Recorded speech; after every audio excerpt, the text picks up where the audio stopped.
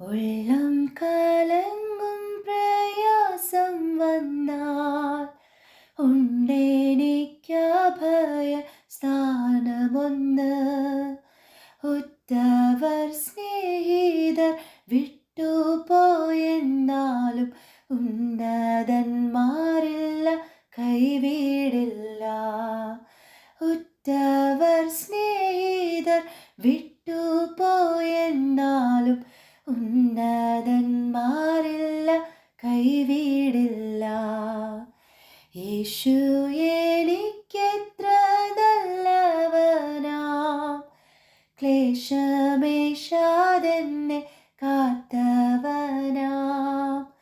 യേശു എനിക്കെത്ര നല്ലവനാം, ക്ലേശമേശാതെന്നെ കാത്തവനാം. താഴ്ചകൾ വന്നാലും വീഴ്ചകൾ വന്നാലും താങ്ങി നടത്തുവാൻ വല്ലഭനാം. താഴ്ചകൾ വന്നാലും വീഴ്ചകൾ വന്നാലും താങ്ങി നടത്തുവാൻ വല്ലഭനാം.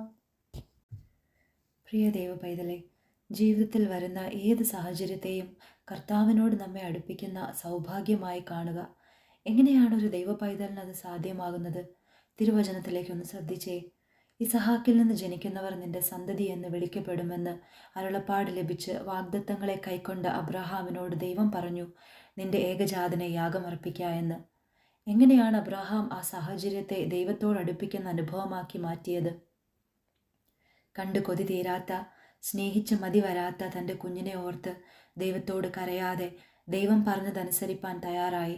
ആ അനുസരണത്തിൻ്റെ പുറകിൽ വ്യാപരിച്ച വിശ്വാസം ഇതായിരുന്നു: ഇസഹാക്കിനെ യാഗം കഴിച്ച് ആ ചാരത്തിൽ നിന്നും സർവശക്തനായ ദൈവത്തിന് തൻ്റെ മകനെ ഉളവാക്കുവാൻ കഴിയും. ഇസഹാക്കിൽ നിന്നും ജനിക്കുന്ന സന്തതിയെക്കുറിച്ച് ദൈവം അബ്രഹാമിനോട് പറഞ്ഞെങ്കിൽ ഇസഹാക്കില്ലാതെ സന്തതി ഉണ്ടാകുമോ?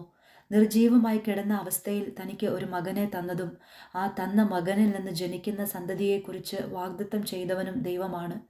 അതിലൊന്ന് സംഭവിച്ചു, മകനുണ്ടായി. ഇനി ആ മകൻ ജീവിക്കാതെ അവനൊരു സന്തതി ഉണ്ടാകുമോ? അങ്ങനെയെങ്കിൽ അബ്രഹാമിന് മനസ്സിലായി തൻ്റെ മകൻ ജീവനോടെ ഇരിക്കുമെന്ന്. കാരണം പറഞ്ഞത് ദൈവമാണ്, അവൻ വാക്കു മാറുകയില്ല. അതുകൊണ്ട് താൻ മടിക്കാതെ ഇസഹാക്കിനെ യാഗപീഠത്തിന്മേൽ കിടത്തുവാൻ തയ്യാറായി. ദുഃഖമോ പട്ടിണിയോ കഷ്ടതയോ രോഗമോ ഏതുമായിക്കൊള്ളട്ടെ, കണ്ണുനീരും ഭാരങ്ങളുമില്ലാത്ത ഒരു നാട്ടിൽ കർത്താവ് കൊണ്ടുപോകാമെന്ന് നമ്മോട് പറഞ്ഞിട്ടുണ്ട്. അവൻ നമ്മെ കൊണ്ടുപോകുക തന്നെ ചെയ്യും.